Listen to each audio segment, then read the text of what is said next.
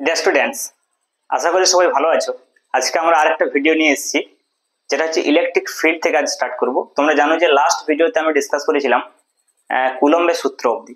মানে বেসিক্যালি প্রথম যে চ্যাপ্টারটা তোমাদের রয়েছে, যেখানে আমি বেসিক্যালি ডিসকাস করেছিলাম যে তড়িৎ আধান এবং তার বিভিন্ন ধর্ম সম্পর্কে, এবং তারপর কুলম্বের সূত্র এবং কুলম্বের সূত্র সম্পর্কিত যাবতীয় বিষয় আমরা ডিসকাস করেছিলাম, এবং কিছু নিউমারিক্যালস প্রবলেমস যেগুলো হয় সেগুলো আমি ডিসকাস করেছিলাম। তো আজকে আমরা নেক্সট টপিক থেকে স্টার্ট করব, যেটা হচ্ছে ইলেকট্রিক ফিল্ড। বেসিক্যালি টপিকটা শুরু করার আগে তোমাদেরকে আমি একটা কথা বলে দিই যে এই ভিডিওর ডেসক্রিপশনে দেখবে তোমরা একটা টেলিগ্রাম চ্যানেলের লিংক আমি দিয়ে দিয়েছি, যেখানে তোমরা এই টপিকসগুলোর হ্যান্ড রিটেন নোটস পাবে, এবং হ্যান্ড রিটেন নোট সম্পূর্ণ আমি নিজে লিখেছি। এমন একটা হ্যান্ড রিটেন নোটস তোমরা পেয়ে যাবে প্রত্যেক চ্যাপ্টার ওয়াইজ।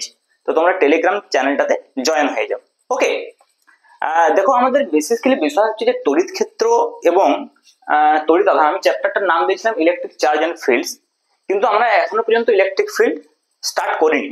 আগের ভিডিওতে লাস্ট যে ওয়ান শট ভিডিওটা আমরা দেখেছিলাম, সেখানে কুলম্বের সূত্র পুরোপুরি হয়ে গেছিল। আজকে বেসিক্যালি আমরা ইলেকট্রিক ফিল্ড থেকে স্টার্ট করব। ওকে, এবং দেখি কতটা যেতে পারি আজ ইলেকট্রিক ফিল্ড। তারপর আমাদের ইলেকট্রিক ডাইপোল আসবে, তারপরে গস থিওরাম আসবে, তারপর আমাদের ইলেকট্রিক ফিল্ড শেষ হয়ে যাবে, ইলেকট্রিক পোটেনশিয়াল স্টার্ট হবে। তো দেখি আজ কতটা আমরা যেতে পারি। টার্গেট করছি আজ ইলেকট্রিক ডাইপোল অব্দি আমরা শেষ করে ফেলবো, এবং গস থিওরামের জন্য একটা আলাদা ভিডিও বানাবো। ওকে, তো দেখো প্রথমে আমরা বোঝার চেষ্টা করি যে হোয়াট ইজ ইলেকট্রিক ফিল্ড, তড়িৎ ক্ষেত্র কি।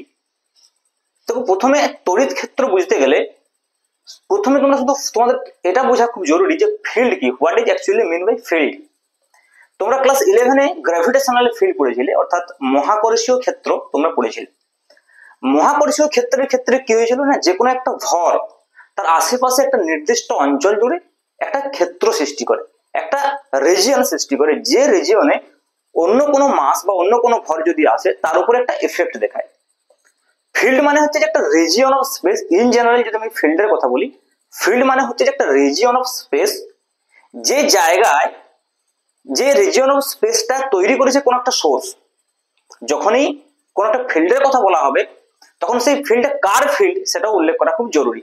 মানে কোন একটা সোর্স থাকবে, সেই সোর্সের আন্ডারে একটা ফিল্ড হবে, এবং সেই সোর্স কি করবে, তার ফিল্ডের আন্ডারে যদি অন্য কোনো বস্তু বা অন্য কোনো তার সমতুল্য কোনো বস্তু আসে, তখন তার উপরে ইফেক্ট দেখাবে।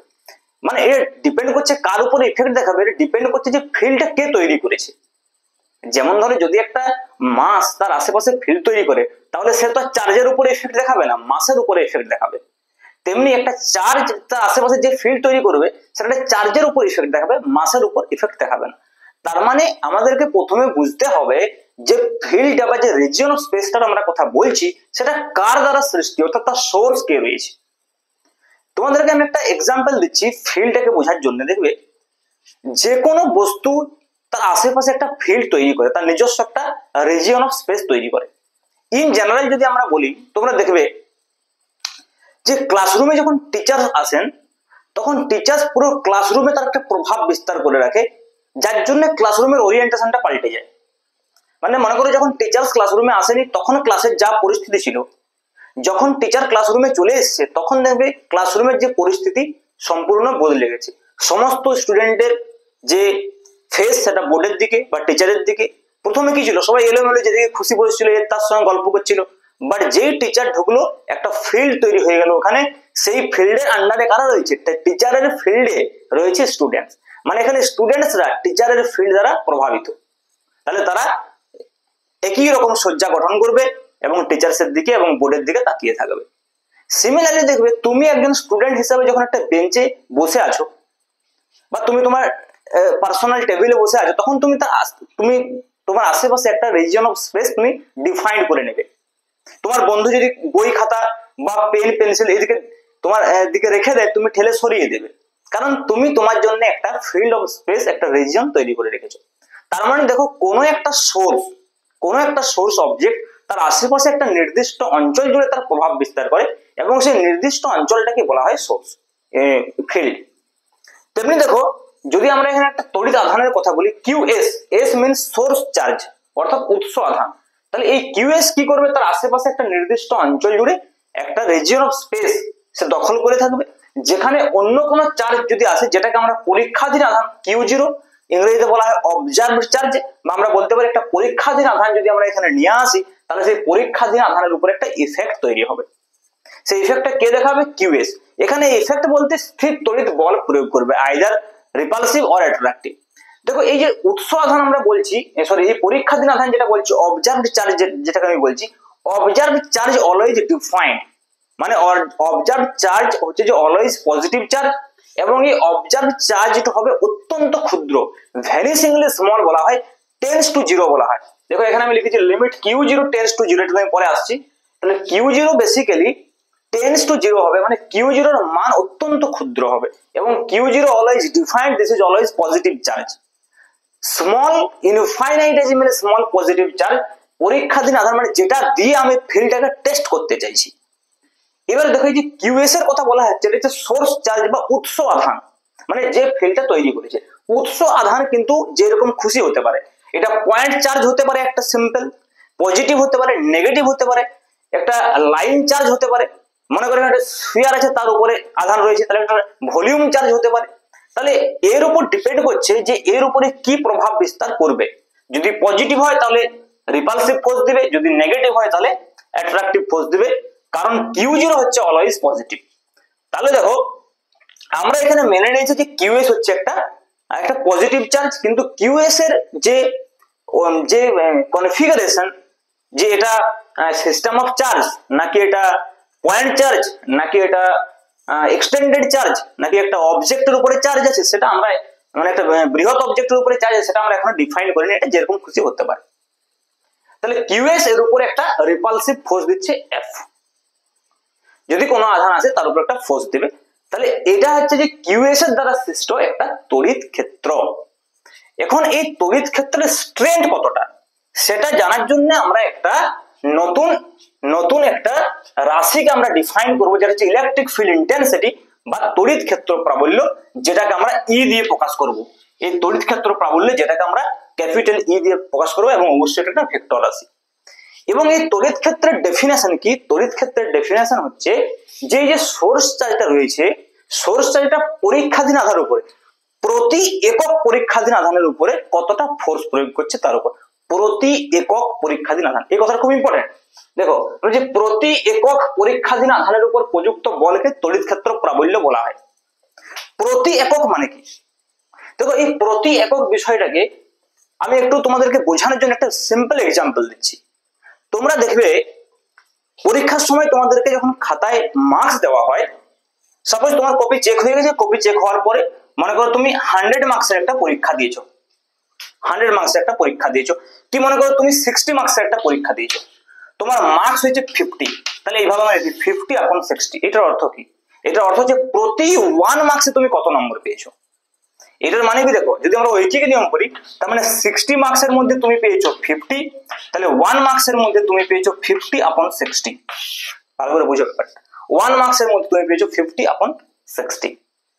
তাহলে দেখো মানে প্রতি একক মার্কের জন্য তুমি কত মার্ক পেয়েছো, প্রতি 1 নম্বরে তুমি কত নম্বর পেয়েছো। এই যে ইউনিফাইড করা হচ্ছে, এটাকে নরমালাইজেশন আমরা বলতে পারি। এই ইউনিফাইড করার কারণ কি? যাতে বোঝা যায় তুমি কতর মধ্যে কত পেয়েছো। আদারওয়াইজ দেখো মনে করো আমি যদি বলি যে একজন 40 পেয়েছে আর একজন 70 পেয়েছে, কে ভালো স্টুডেন্ট বলা খুব মুশকিল। কারণ হতে পারে যে 40 পেয়েছে সে 50-র মধ্যে 40 পেয়েছে, যে 70 পেয়েছে সে 100-এর মধ্যে 70 পেয়েছে। তাহলে কিন্তু শুধু মার্কস দেখে বলা যাবে না, যতক্ষণ না তাকে প্রতি একক নম্বরে কত নম্বর পেয়েছে সেটা ডিফাইন করছি। ওকে, তাহলে এখানে আমরা যখন ডিফারেন্ট দুটো ইলেকট্রিক ফিল্ডের কথা বলবো, 3টে ইলেকট্রিক ফিল্ডের কথা বলবো, তাহলে কার ইলেকট্রিক ফিল্ড স্ট্রেংথ বেশি সেটা বোঝার জন্য আমাকে দেখতে হবে যে প্রতি একক টেস্ট চার্জের উপরে সে কতটা ফোর্স দেয়। তাহলে প্রতি একক টেস্ট চার্জের উপরে কতটা ফোর্স দেয়, তাহলে যদি সিম্পল আমরা ঐকিক নিয়ম করি, তাহলে যদি আমরা বলি যে Q0 আধানের উপরে ফোর্স হচ্ছে F, তাহলে প্রতি একক আধানের উপরে ফোর্স হবে F/Q0। তাহলে এই যে F/Q0 এটা হচ্ছে ইলেকট্রিক ফিল্ড। কিন্তু এখানে Q0 এর যে কন্ডিশন রয়েছে সেটা আমরা ইমপ্লিমেন্ট করেছি। Q0 হচ্ছে টেন্ডিং টু জিরো, মানে এইখানে যে আধানটা থাকবে সেটা অত্যন্ত ক্ষুদ্র আধান হতে হবে। কেন? কারণ এই আধান যদি বৃহৎ আধান হয় তাহলে এই QS কে ডিস্টার্ব করতে পারে।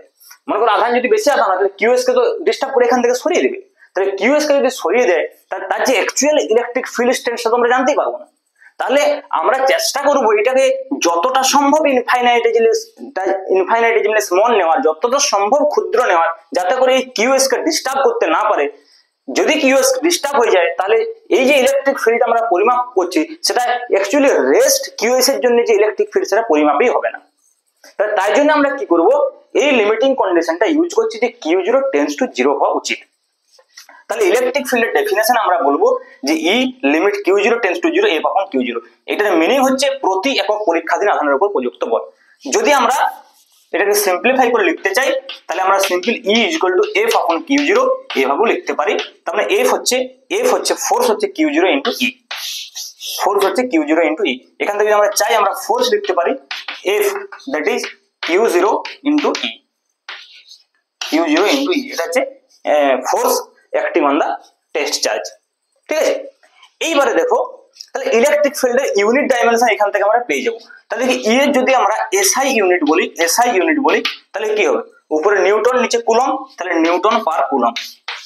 যদি আমরা যদি আমরা CGS ইউনিট বলি তাহলে কি হবে, দেখো ডাইন পার স্ট্যাট কুলম, ডাইন পার স্ট্যাট কুলম, কারণ আধানের CGS একক স্ট্যাট কুলম।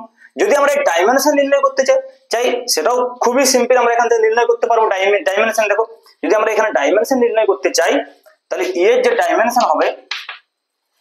ডাইমেনশন হবে, দেখো ফোর্সের ডাইমেনশন আমরা কি জানি, ML T ইনভার্স 2, তাই না? আর কিউ ডাইমেনশন কি জানি আমরা I ইনটু T। তাহলে দেখো এই দুটোকে যদি আমরা একসঙ্গে লিখি তাহলে হচ্ছে ML T টা উপরে গেলে T ইনভার্স 3 আর হচ্ছে যে I ইনভার্স। তাহলে এটা হয়ে যাবে আমাদের ইলেকট্রিক ফিল্ড ইন্টেন্সিটি ডাইমেনশন। যখনই আমরা কোনো নতুন ফিজিক্যাল কোয়ান্টিটিকে ডিফাইন করব তখন এটা আমাদের রেসপন্সিবিলিটি যে তার ইউনিট এবং ডাইমেনশনটা সঙ্গে সঙ্গে জেনে নেওয়া, কারণ রাশিটাকে যখন আমরা প্রকাশ করতে যাব তখন অ্যাটলিস্ট তার ইউনিট তো তোমাকে জানতেই হবে। দেখো ইলেকট্রিক ফিল্ডে আরো একটা ইউনিট আমরা পরে পড়বো, যখন ফিল্ড পোটেনশিয়ালের রিলেশন আমরা পড়বো সেখানে দেখবে যে ইলেকট্রিক ফিল্ডের যে ইউনিট সেটা ভোল্ট পার মিটার, আমরা সেটা ডিসকাস করবো পরে। ওকে, তো দেখো ইলেকট্রিক ফিল্ডের বেসিক ডেফিনেশন হচ্ছে এটা। এবারে দেখো বিভিন্ন ধরনের সোর্স চার্জের জন্য ইলেকট্রিক ফিল্ড কি রকম হবে সেটা আমরা নির্ণয় করব, এবং অ্যাকর্ডিং টু সিলেবাস যে এই যে QS উৎস আধান যদি বিন্দু আধান হয় তাহলে তার জন্য ইলেকট্রিক ফিল্ড কত হবে সেটা পড়বো। এবং এই QS যদি একটা যদি কন্ডাক্টিং স্ফিয়ার হয় মানে পরিবাহী গোলক হয় তার উপরে আধানটা ডিস্ট্রিবিউট থাকবে, তাই তখন তার জন্য ইলেকট্রিক ফিল্ড কত হবে তার আশেপাশে, যেটাকে কুলম্বের উপপাদ্য বলা হয় সাধারণত। কুলম্বের সূত্র কিন্তু নয়, কুলম্বের উপপাদ্য। আর একটা বিশেষ বিষয় আমরা এখানে পড়বো, সেটা যদি একটা রিং চার্জ হয়, হ্যাঁ রিং এর উপরে যদি চার্জ থাকে তার আশেপাশে ইলেকট্রিক ফিল্ড কত হবে, তার সেন্টারে কত ইলেকট্রিক ফিল্ড হবে, অক্ষের উপর কত ইলেকট্রিক ফিল্ড হবে, সেগুলো আমরা ডিসকাস করবো। কিন্তু সেটা ডিসকাস করার আগে তোমাদের সঙ্গে আমি আরেকটা ইন্টারেস্টিং বিষয় ডিসকাস করতে চাইবো। তোমরা হয়তো অনেকক্ষণ ধরে সেটা মিস করছো যে স্যার ইলেকট্রিক ফিল্ডের ডেফিনেশনে কেন এখানে +1 চার্জ ব্যবহার করছেন না, কারণ অনেক বইতে আমরা দেখেছি এখানে +1 আধান লেখা থাকে। ওরা বলবে যে পরীক্ষাধীন যে আধানটা সেটা তোমরা +1 কুলম্ব চার্জ নিয়ে নাও, দিয়ে কি বলে যে একক ধনাত্মক আধানের উপর যে প্রযুক্ত বল তাকে ইলেকট্রিক ফিল্ড বলা হয়। যে একক ধনাত্মক আধানের উপরে যে প্রযুক্ত বল তাকে ইলেকট্রিক ফিল্ড বলা হয়। সেক্ষেত্রে খুবই সিম্পল বুঝতে পারছি, যদি Q0 সমান 1 হয় তাহলে E ইকুয়াল টু F, যদি Q0 সমান 1 হয় তাহলে E ইকুয়াল টু F। ওই জন্য অনেক সময় বলে দেয় যে একক ধনাত্মক আধানের উপরে যে প্রযুক্ত বল সেটা হচ্ছে ইলেকট্রিক ফিল্ড। কিন্তু কনসেপচুয়ালি এটা রং। নিউমেরিক্যালি তো তোমার এটা মিলে যাবে, প্রবলেম করার ক্ষেত্রে কোনো অসুবিধা হবে না, মিলে যাবে, কিন্তু কনসেপচুয়ালি এটা রং।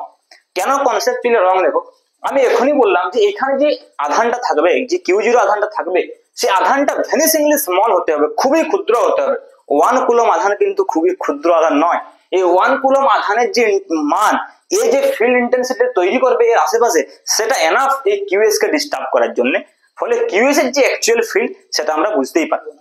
ওই জন্য আমি +1 কুলম্ব কথাটা ব্যবহার করা থেকে বিরত থাকলাম, এবং আমরা যে actual definition, conceptually correct definition হচ্ছে এটা E ইকুয়াল টু F আপন Q0। ওকে, এটা তোমরা একটু খেয়াল রাখবে। অনেক বইতে কিন্তু +1 কুলম্ব বলে লিখে প্রবলেম মানে খুব সহজে অঙ্ক হয়ে যায়, বারবার Q0 দিয়ে ভাগ করতে হয় না। কিন্তু আমরা ওই প্রসেসে যাব না, আমরা অ্যাকচুয়াল প্রসেসে যাব। আমরা প্রথমে কি করব, কোনো একটা জায়গায় যখনই আমাদেরকে ফিল্ড নির্ণয় করতে বলবে আমরা সঙ্গে সঙ্গে সেখানে একটা Q0 চার্জকে রাখবো, তারপর কি করব, তার উপরে ফোর্স নির্ণয় করব, তারপর Q0 দিয়ে ভাগ করব। প্রথমে ফোর্স নির্ণয় করবো, তারপর Q0 দিয়ে ভাগ করবো। আচ্ছা, এখানে আরো একটা প্রবলেম রয়েছে। অনেকে মনে করে, দেখো অনেকে ভাবে যে এখানে প্লাস ওয়ান চার্জ দিয়ে দেবো। +1 চার্জ দিয়ে দিলে ডাইমেনশনটা বা ইউনিটের ক্ষেত্রেও প্রবলেম হবে। সেটা আমি একটু পরেই বলছি। যখন আমরা এই বিন্দু আধানের জন্য নির্ণয় করব, সেখানে আমি তোমাকে প্রুফ করে দেখাবো যে সেক্ষেত্রে তোমাদের কি হবে। এই যে ইলেকট্রিক ফিল্ডের যে ডাইমেনশন, সেই ডাইমেনশন বা ইলেকট্রিক ফিল্ডের যে ইউনিট, সেটার ক্ষেত্রেও কিন্তু সঠিক ডেফিনেশন ওটা, মানে ইলেকট্রিক ফিল্ডের যে ইউনিট ডাইমেনশন, সেটাকেও কিন্তু ওই ডেফিনেশন যে +1 চার্জ ডেফিনেশন আছে, সেটা সাপোর্ট করবে না। মানে অ্যাকচুয়ালি আমি যেটা বলতে চাইছি, তুমি একটু গভীরভাবে ভাবলেই বুঝতে পারবে যে +1 চার্জ দিয়ে যে ইলেকট্রিক ফিল্ডের ডেফিনেশনটা দেওয়া হয়, সেটা কনসেপচুয়ালি ইনকারেক্ট। ওকে, ঠিক আছে, চলো আমরা আবার ওটা পড়তে পড়তে বুঝতে পারবো। মাঝে যদি কখনো সময় হয় আমি ডিসকাস করবো ব্যাপারটা, যে কেন বারবার আমি তোমাদের এটা রিমাইন্ড করাবো যে কেন এটা কনসেপচুয়ালি ইনকারেক্ট। কোথায় কোথায় আমাদের ওই ব্যাপারটা আসবে, কারণ আমরা এটা তোমাদেরকে এটা একসেপ্ট করতে হবে। একটু তোমাদেরকে হয়তো ক্যালকুলেশনটা সুবিধার জন্য তোমরা অনেক সময় ওটাতে চলে যাও, কিন্তু কনসেপচুয়ালি রং জিনিসে না যাওয়াই ভালো। আমরা জাস্ট কি করবো, ফোর্স বের করবো আর Q0 দিয়ে ভাগ করে দেবো। ঠিক আছে, তাহলে দেখো আমরা কয়েকটা কেস যেগুলো আমাদের সিলেবাস আছে করলে বুঝতে পারবে। প্রথমে আমরা কি করবো, এটা বিন্দু আধান রাখবো, তারপর এটা একটা আমরা রিং রাখবো আর একটা স্ফিয়ার রাখবো, যেটা কুলম্বের উপপাদ্য বেসিক্যালি। ওকে, তো চলো আমরা নেক্সট স্টার্ট করি। তাহলে দেখো বিন্দু আধানের জন্য তড়িৎ ক্ষেত্র প্রাবল্য নির্ণয় করবো। তাহলে এখানে আমাদের একটা ক্যাপিটাল কি হচ্ছে, একটা পয়েন্ট চার্জ। এই পয়েন্ট চার্জ থেকে r দূরত্বে এখানে আমাকে তড়িৎ ক্ষেত্র প্রাবল্য নির্ণয় করতে হবে, ইন্টেন্সিটি নির্ণয় করতে হবে, ফিল্ড ইন্টেন্সিটি ই নির্ণয় করতে হবে। তাই জন্য আমরা কি করবো, দেখো আমি প্রথমে বললাম যে যেখানে ইলেকট্রিক ফিল্ড ইন্টেন্সিটি আমাকে নির্ণয় করতে বলবে, সেখানে প্রথমে আমি একটা যে পরীক্ষাধীন আধান Q0 সেটাকে রেখে দেবো। তারপর কি করবো, এই Q0 এর উপরে ফোর্স নির্ণয় করবো। তাহলে দেখো Q0 এর উপর যদি প্রযুক্ত বল আমরা F নির্ণয় করি, খুবই সিম্পল, যে সেটা হচ্ছে কুলম্বের সূত্র দিয়ে নির্ণয় করতে পারবো, কারণ এটাও বিন্দু আধান, এটাও বিন্দু আধান। তাহলে কত হবে, Q0/r²। আর যদি আমরা এটা SI পদ্ধতি বায়ু মাধ্যমে লিখি, তাহলে 1/4πε0 ইন্টু Q0/r²। এটা হচ্ছে ফোর্সের ম্যাগনিটিউড। এবারে যদি আমরা এখানে ইলেকট্রিক ফিল্ড নির্ণয় করতে চাই, তাহলে কি করতে হবে, আমাকে Q0 দিয়ে ভাগ করতে হবে। কারণ আমরা কি জানি, ইলেকট্রিক ফিল্ডের ডেফিনেশন অনুযায়ী E = F/Q0। তাহলে দেখো F/Q0 যদি করি, তাহলে এই Q0 টা কেটে যাবে, কারণ F এর জায়গায় যদি আমরা লিখি 1/4πε0 into Q0/r² divide by Q0, তাহলে Q0 ক্যান্সেল হয়ে E = আমাদের চলে আসবে 1/4πε0 ইন্টু Q/r²। এটা দেখো ইলেকট্রিক ফিল্ড ইন্টেন্সিটি। এর ম্যাগনেটিক ভেক্টর ফর্মটা একটু পরে লিখছি।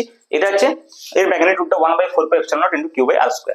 এবার দেখো আমি একটু আগে যেটা বলছিলাম, যে এই প্রমাণটা অনেকে এইভাবে করে, যে এইখানে Q বিন্দু আধান রয়েছে, r দূরত্বে এইখানে একটা +1 আধান দিয়ে দিল।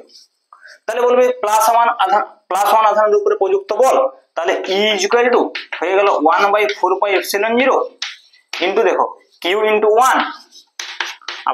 তাহলে এটা এক লাইনে হয়ে গেল। তাহলে Q/1/r² মানে কত, Q/r², তাহলে এটাই হয়ে যাবে। তাহলে দেখো নিউমেরিক্যালি যে রেজাল্ট আসবে সেটা সেমই থাকবে, কিন্তু কনসেপচুয়ালি ইনকারেক্ট কেন আমি প্রথমেই বললাম।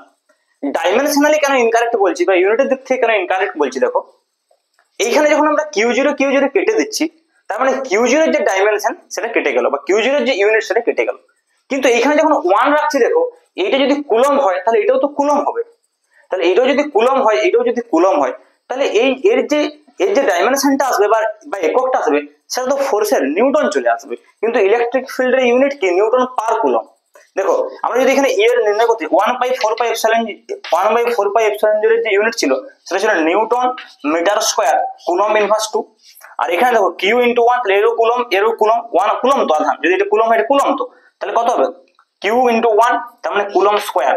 এখন দেখো এটা r² আছে, মানে মিটার স্কয়ার। তাহলে এই মিটার স্কয়ার কেটে গেল, কুলম্ব কেটে গেল, তাহলে কি পড়ে রইল, নিউটন। তাহলে নিউটনটা কার একক, ফোর্সের একক। তাহলে ইলেকট্রিক ফিল্ড দেখো কি করে হলো, মানে এটা আমরা ফোর্স নির্ণয় করছি। কিন্তু ইলেকট্রিক ফিল্ড আর ফোর্স তো ডিফারেন্ট কোয়ান্টিটি, দুটো আলাদা ফিজিক্যাল কোয়ান্টিটি। ফিল্ড এবং ফোর্স দুটো আলাদা ফিজিক্যাল কোয়ান্টিটি। ইলেকট্রিক ফিল্ডের ইউনিট হচ্ছে নিউটন পার কুলম্ব, মানে প্রতি একক পরীক্ষাধীন আধানের উপর, একক আধানের উপর নয়।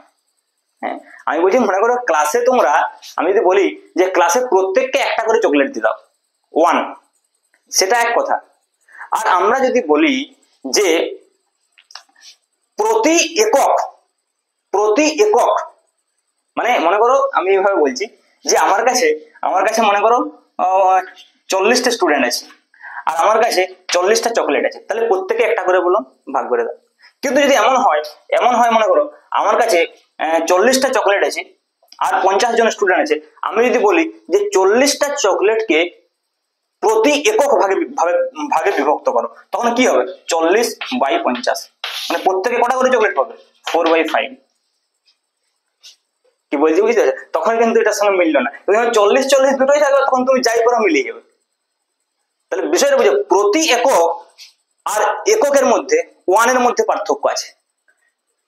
মানে আমি বলছি যে এটা যেমন ল্যাঙ্গুয়েজগত দিক থেকে পার্থক্য আছে, তেমনি কনসেপচুয়ালি ইনকারেক্ট, কারণ আধানটা খুব একটা ছোট না, এটা ডিস্টার্ব করবে, এবং ইউনিট ডাইমেনশনালিও ইনকারেক্ট। তাহলে এতগুলো ইনকারেক্ট যখন পরপর আমরা পাচ্ছি, আমরা কেন ওটাকে আমরা টেনে নিয়ে যাব আমাদের একটা শুধুমাত্র সিম্পল কিউ0 দিয়ে ভাগ করতে হবে বলে আমরা এই কনসেপচুয়ালি ইনকারেক্টনেসটাকে বয়ে বেড়াবো? কখনোই নয়। তাহলে আমি বারবার বলছি, যখন আমরা ইলেকট্রিক ফিল্ড নির্ণয় করব, প্রথমে আমরা ফোর্স নির্ণয় করব, এখানে একটা আধান রেখে তার উপরে ফোর্স নির্ণয় করব, তারপরে সেটাকে কিউ0 দিয়ে ভাগ করে ফিল্ড নির্ণয় করব, জাস্ট কিউ0টা কেটে যাবে। But this is the correct process. এবার দেখো, আমরা এর ক্ষেত্রে ইলেকট্রিক ফিল্ডের ক্ষেত্রে আমাদের অনেক সময় জিজ্ঞেস করে যে এর ভেরিয়েশন কিরকম আছে, গ্রাফিক্যাল ভেরিয়েশন। দেখো এখান থেকে যদি আমরা ই ভার্সেস আর লেখচিত্র অঙ্কন করি, এই বরাবর মনে করো ই রয়েছে, এই বরাবর আর রয়েছে, তাহলে ই ভার্সেস আর যে লেখচিত্র হবে সেটা এরকম হবে, কারণ এই প্রপোর্শনাল টু 1/r², তাহলে আর যত বাড়বে ই তত কমবে, মানে যত দূরে যাবে ইলেকট্রিক ফিল্ড ইন্টেন্সিটি তত কমবে। আচ্ছা, যদি এটার ভেক্টর ফর্ম বলা হয়, ভেক্টর ফর্ম খুবই সিম্পল। এখানে যদি আমরা একটা ই ভেক্টর বলি, তাহলে এখানে একটা আমরা আর ক্যাপ দিয়ে দেবো, বাস। কেন? কারণ দেখো ইলেকট্রিক ফিল্ডের যে অভিমুখ হবে এই দিকে হবে আর ক্যাপ। এবার যদি এটাকে আমরা আর ক্যাপ মানে আমরা কি জানি, আবার আর ভেক্টর ডিভাইড বাই আর, তার মান। তাহলে এখানে যদি আমরা বসিয়ে দিই সেটা, তাহলে আমরা ই ভেক্টরকে অনেক সময় এইভাবেও লিখতে পারবো যে 1/4πε0 into q divide by r q into r vector, এভাবে আমরা লিখতে পারি। So this is the vector form of electric field due to point charge, বিন্দু আধান। ওকে, এবার আমরা কুলম্বের উপপাদ্য দেখবো, বা যেটা বেসিক্যালি হচ্ছে যে একটা স্ফিয়ারের যে নিকটবর্তী বিন্দু, সেই নিকটবর্তী বিন্দুতে ইলেকট্রিক ফিল্ড কত। ওকে, তো দেখো পরিবাহী গোলকের নিকটবর্তী বিন্দুতে তড়িৎ ক্ষেত্র প্রাবল্য অর্থাৎ কুলম্বের উপপাদ্য। তো এটা মনে করো একটা পরিবাহী গোলক, যে পরিবাহী গোলকের উপর সুষমভাবে কিউ আধান বন্টিত আছে, আর যে আধানের ব্যাসার্ধ, যে গোলকের ব্যাসার্ধ হচ্ছে ক্যাপিটাল আর। তাহলে আমরা বলছি এর কাছাকাছি খুব বিন্দুতে, নিকটবর্তী বিন্দু মানে এরকম কোন একটা জায়গায় একটা পয়েন্ট আছে, এই পয়েন্ট আমাকে ইলেকট্রিক ফিল্ড নির্ণয় করতে হবে। তো তার জন্য আমরা কি করবো, এই পয়েন্ট পর্যন্ত ডিস্টেন্স নেবো, এই ডিস্টেন্সটাকে আমরা অলমোস্ট ইকুয়াল টু আর বলবো, কারণ এটা হচ্ছে খুব কাছাকাছি বিন্দু। আবার দেখো, এটা যেহেতু সিমেট্রিক্যালি ডিস্ট্রিবিউট আছে আধানটা, আমরা বলতে পারি যে এই যে চার্জটা আছে তার চার্জ সেন্টার হচ্ছে যে এখানে মাঝখানে, কারণ এটা সিমেট্রিক্যালি একদম চারদিক থেকে ডিস্ট্রিবিউট আছে। যেমন আমরা সেন্টার অফ মাসের কথা বলতাম, যে সিমেট্রিক্যাল বস্তু যদি হয় তার যে সেন্টার অফ মাস হবে সেটা জিওমেট্রিক্যাল সেন্টারে। সিমিলারলি যদি আধানটা সিমেট্রিক্যালি ডিস্ট্রিবিউট থাকে, তাহলে তার জন্য যে তার যে সেন্টার হবে সেখানে হবে তার চার্জ সেন্টার, অর্থাৎ আমরা বলতে পারি সমস্ত চার্জ এখানে কনসেন্ট্রেট রয়েছে সেন্টারে। তার মানে এখন এই যেটা এক্সটেন্ডেড আধান ছিল, মানে যে বিস্তৃত বস্তু ছিল, যে বিস্তৃত আধান ছিল, সেটা একটা বিন্দু আধানে পরিণত হয়ে গেছে। তাহলে এই বিন্দু আধানের জন্য এখানে আমাকে প্রথমে ফোর্স নির্ণয় করতে হবে, তার জন্য এখানে আমরা একটা কিউ0 আধানকে রেখে দিলাম। তাহলে কিউ0 আধানের উপর প্রযুক্ত বল কত হবে, F = 1/4πε0 into capital q into কিউ0 আপন r²। তাহলে F/Q0 কত হবে, দেখো Q0 যদি নিয়ে আসে তাহলে F/Q0 that is equal to 1/4πε0 into Q/r²। তাহলে এটাই হচ্ছে যে ইলেকট্রিক ফিল্ড, এই F/Q0। তাহলে electric field E equal two হয়ে যাবে দেখো 1/4πε0 ইন্টু Q/r²। এটা হচ্ছে ইলেকট্রিক ফিল্ড। এখন দেখো এটাকে যদি আমরা মডিফাই করি, এটাকে আমি এইভাবেও লিখতে পারবো যে এইভাবে যদি লিখি, মনে করো 1/ε0টাকে আমি আলাদা লিখলাম 1/ε0, আর Q/4πr²টাকে আলাদা লিখলাম Q/4πr²। তাহলে বুঝতেই পারছি Q/4πr²টা আসলে কি, আধানের তলমাত্রিক ঘনত্ব। কারণ 4πr²টা যে ক্ষেত্রফল, তাহলে আধান ডিভাইড বাই ক্ষেত্রফল মানে তলমাত্রিক ঘনত্ব, যেটা সিগমা দিয়ে আমরা প্রকাশ করেছিলাম। এবং গোলকের ক্ষেত্রে আমি বলেছিলাম যে সিগমা হচ্ছে Q/4πr², তার মানে এটা সিগমা। তাহলে এখানে লিখতে পারবো সিগমা আপন এপসিলন নট। তার মানে ইলেকট্রিক ফিল্ড হচ্ছে যে 1/ε0 ইন্টু সিগমা। অর্থাৎ আহিত পরিবাহীর যে নিকটবর্তী অঞ্চল, সেখানে যে ইলেকট্রিক ফিল্ড হবে সেটা তার তলমাত্রিক ঘনত্বের 1/ε0 গুণ, তলমাত্রিক ঘনত্বের 1/ε0 গুণ। এটাকেই বলা হচ্ছে কুলম্বের উপপাদ্য। যে কোনো আহিত পরিবাহীর আশেপাশের কোনো বিন্দুতে যে ইলেকট্রিক ফিল্ড সেটা 1/ε0 এই তলমাত্রিক ঘনত্বের 1/ε0 গুণ।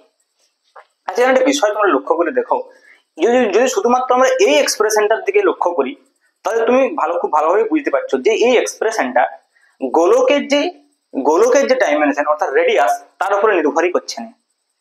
তার মানে এই যে অবজেক্ট আমরা এখানে দেখেছি পরিবাহী যদি হয়, সেই পরিবাহী অবজেক্টটার কিন্তু ডাইমেনশন ইন্ডিপেন্ডেন্ট। মানে আমরা প্রমাণটা করেছি আহিত পরিবাহী গোলকের জন্য, কিন্তু এটা যে কোনো ধরনের জিওমেট্রিক্যাল শেপের যদি অবজেক্ট হয় তার ক্ষেত্রে প্রযোজ্য হবে যদি তার আমরা সিগমাটা জানি।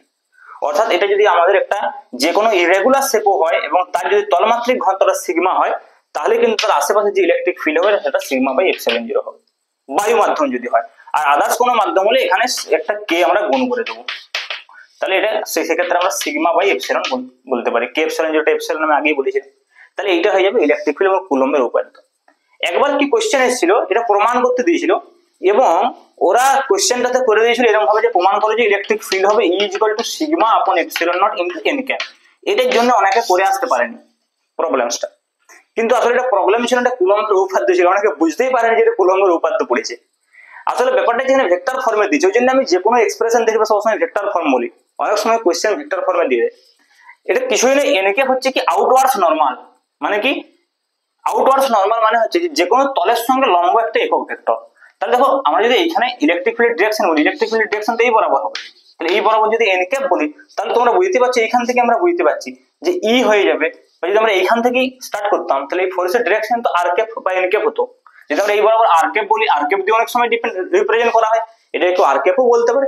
মেন কথা হচ্ছে নরমাল ইউনিট ভেক্টর, আর ইলেকট্রিক ফিল্ডের ডাইরেকশন হচ্ছে নরমাল ইউনিট ভেক্টরের দিকে। তাহলে সেই জন্য এটাকে অনেক সময় যদি মানে ভেক্টর ফর্ম লিখি, জাস্ট এখানে একটা লাস্টে এখানে একটা ভেক্টর দিয়ে এখানে n ক্যাপ লিখে দিলে হয়ে যেত। কুলম্বের উপাদ্যটি আসলে পড়েছিল, যদি r ক্যাপ থাকে তো r ক্যাপ হবে, n ক্যাপ থাকে তো n ক্যাপ হবে, যেরকম বলবে। আর যদি কিছু না বলে অনলি ভেক্টর ফর্ম প্রুভ করতে হবে তোমরা নিজের মতো দিবে। এটা কেউ এটাকে i ক্যাপও বলতে পারে, ওকে, তো সেটা কোনো ইস্যু নয়। কিন্তু জেনারেলি কি করা হয়, নরমাল ইউনিট ভেক্টরকে n ক্যাপ দিয়ে প্রকাশ করা হয়, আর যেহেতু এটা রেডিয়াসে বরাবর হচ্ছে ওই জন্য এটাকে অনেক সময় r ক্যাপ দিয়েও প্রকাশ করা হয়। ওকে, তো এটা হচ্ছে কুলম্বের উপপাদ্য, খুবই সিম্পল। এর আশেপাশে যে কোনো আহিত পরিবারের আশেপাশে নিকটবর্তী অঞ্চলে ইলেকট্রিক ফিল্ড আমরা নির্ণয় করতে পারবো। ওকে, নেক্সট দেখো, এটা হচ্ছে 3 নম্বর অ্যাপ্লিকেশন বা 3 নম্বর এক্সাম্পল আমরা বলতে পারি ইলেকট্রিক ফিল্ডের বিভিন্ন ধরনের চার্জ ডিস্ট্রিবিউশনের জন্য। তো এখানে আমরা একটা রিং চার্জ নিয়েছি। ওকে, তো এই রিং চার্জের জন্য এক্স ডিস্টেন্স অক্ষের উপরে, ওকে, এই রিংটার অক্ষের উপরে এক্স ডিস্টেন্সে এখানে ইলেকট্রিক ফিল্ড কত হবে এটা আমরা নির্ণয় করব। তো দেখো এটা একটা এক্সটেন্ডেড চার্জ, তাহলে এখানে এর জন্য কুলম্বের সূত্র অ্যাপ্লাই করা খুব মুশকিল। তার জন্য আমরা কি করব, এর উপরে একটা ক্ষুদ্র অংশ নিয়ে নেব। তাহলে এখানে আমরা একটা ক্ষুদ্র অংশ নিয়ে নিলাম যেটা হচ্ছে dq, ঠিক আছে। তাহলে dq এর জন্য এখানে ইলেকট্রিক ফিল্ড প্রথমে কত হবে নির্ণয় করব। তাহলে dq এর জন্য ইলেকট্রিক ফিল্ড এরকম ভাবে হবে, এই বরাবর হয়ে যাবে। দেখো তাহলে সেটাকে যদি আমরা dE বলি, তাহলে দেখো সিমিলার একটা dq এখানেও তো পাওয়া যাবে। তাহলে সেই dq এর জন্য যে ইলেকট্রিক ফিল্ড হবে, এই dq এর জন্য যে ইলেকট্রিক ফিল্ড হবে এই বরাবর, তাহলে সেটাকেও আমরা dE বলতে পারি, সেম হবে। তাহলে দেখো এগুলো তো ভেক্টর কোয়ান্টিটি ইলেকট্রিক ফিল্ড, তাহলে একে আমাদের কম্পোনেন্ট বিভাজন করতে হবে। তাহলে এই অ্যাঙ্গেলটাকে যদি থিটা আমরা বলি তাহলে অবশ্যই এই অ্যাঙ্গেলটাও থিটা হবে। তাহলে দেখো dE কে যদি আমরা দুটো উপাংশে বিভাজন করি তাহলে এইগুলো তো থিটা হবে না। তাহলে দেখো ডি এর এই বরাবর একটা উপাংশ হবে কি ডি sin থিটা, কিন্তু দেখো এই বরাবর যে উপাংশটা হবে সেটা হচ্ছে ডি cos থিটা। এবার দেখো ডি cos থিটা নাকি। সিমিলারলি এই ডি এর ক্ষেত্রে এই বরাবর হবে দেখো ডি sin থিটা, কিন্তু এই বরাবর আবার হবে D cos theta, D cos theta. এর অর্থ কি না ডি sin থিটা উপাংশগুলো দেখো কেটে যাবে, ক্যান্সেল হয়ে যাবে। এরকম যে কোনো আমরা যদি একটা সিমেট্রিক্যাল ডি কিউ নিই, এখানে একটা ডি কিউ হলে এখানে ডি কিউ হবে, এখানে ডি কিউ হলে এখানে ডি কিউ হবে, এখানে ডি কিউ হলে এখানে ডি কিউ হবে। তাহলে প্রত্যেক যে সিমেট্রিক্যাল দুটো ডি কিউ তার জন্য কি হবে ডি cos থিটা গুলো অ্যাড হবে, ডি sin থিটা গুলো কেটে যাবে। তার মানে এইখানে যে ইলেকট্রিক ফিল্ডটা হবে, দেখো এখানে যে ইলেকট্রিক ফিল্ডটা হবে সেই ইটা সেটা কিন্তু actually integration D cos theta, শুধু ডি ইন্টিগ্রেশন ডি কিন্তু না, ইন্টিগ্রেশন শুধু ডি না, ডি cos থিটা। কেন এই ডি cos থিটা গুলো সব অ্যাড হচ্ছে দেখো। আবার দেখো এটা যদি ক্যাপিটাল আর হয়, এটা যদি x হয়, তাহলে এই ডিসটেন্সটা যেটা হবে ডি কিউ থেকে যে ডিসটেন্স সেটা দেখো square root of r square plus x square আমরা বলতে পারি।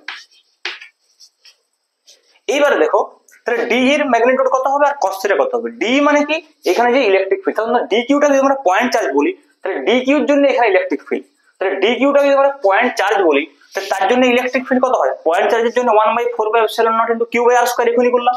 তাহলে এখানে 1/4πε0 ইনটু q/ডিসটেন্স স্কয়ার, কিউ বলতে এখানে dq কে বোঝানো হচ্ছে, আর ডিসটেন্স বলতে √r² + x², কারণ dq থেকে ডিসটেন্স কত √r² + x², তার যদি আমরা স্কয়ার করি তাহলে রুটটা উঠে যাবে, তাহলে এখানে সিম্পল হয়ে যাবে r² + x², নয় কি? তাহলে এইটা হলো শুধুমাত্র d এর মান। তাহলে cos θ কত হবে দেখো, cos θ যে ভূমি বাই অতিভুজ, তাহলে ভূমি কত আছে x, অতিভুজ হচ্ছে √r² + x², তার মানে x divide by √r² + x²। একটু যদি ভালো করে দেখো পুরো এক্সপ্রেশনটাকে, dq বাদ দিয়ে বাকি সব কনস্ট্যান্ট। আমার এই ডিসটেন্সটাও ফিক্সড, এই ডিসটেন্সটাও ফিক্সড, কারণ পয়েন্টটা ফিক্সড। তাহলে কি হচ্ছে, শুধুমাত্র dq ভ্যারিয়েবল, কিন্তু dq করে মোট কত হবে, q হবে।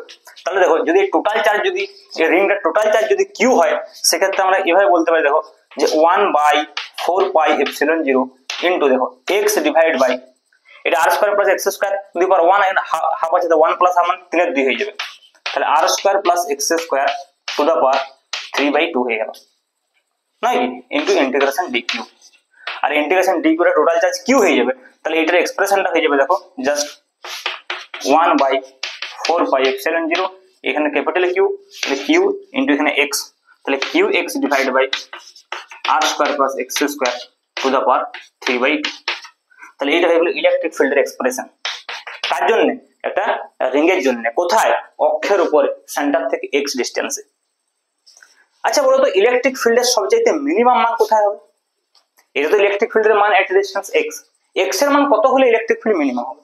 দেখো x এইদিকে যা ভ্যালু রাখবে, x কে যদি আমরা এই দিকে কোথাও লিখতাম সেম ভ্যালু দিত, সেম এক্সপ্রেশন, তো ইলেকট্রিক ফিল্ডের ডাইরেকশনটা আলাদা হতো, এখানে হলো এদিকে, এখানে হলো ওইদিকে। কিন্তু যদি একদম মিড পয়েন্টে মানে একদম সেন্টারে হয় তাহলে x 0, দেখো তাহলে x যদি 0 হয় তাহলে e 0, তাহলে x = 0 আমরা যদি বলি, x = 0 আমরা যদি বলি, তাহলে কিন্তু e = 0 হয়ে যাবে, এবং এটা হচ্ছে সবচেয়ে মিনিমাম মান ইলেকট্রিক ফিল্ডের, সবচেয়ে মিনিমাম মান ইলেকট্রিক ফিল্ডের।